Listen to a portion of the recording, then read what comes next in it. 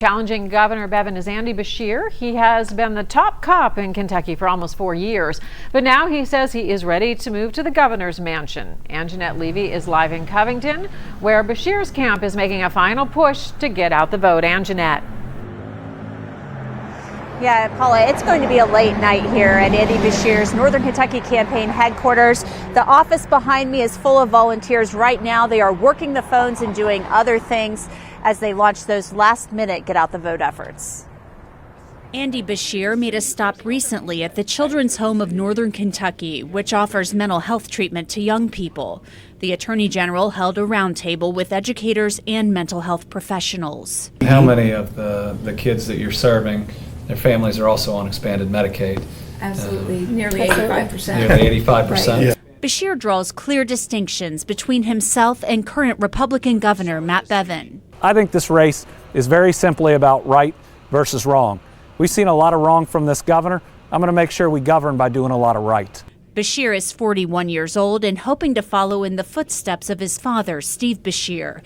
He served 2 terms as Kentucky governor. The younger Beshear says education is one of his top priorities. I believe that this governor has attacked public education and our teachers every day of the last 4 years. Governor Bevin has repeatedly clashed with teachers by attempting to make changes to state pensions.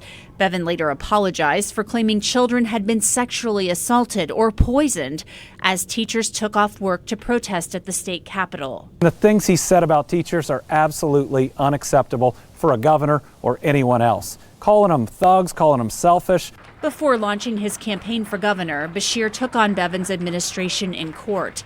He sued Bevin over issues related to the teacher sick-out and budget cuts.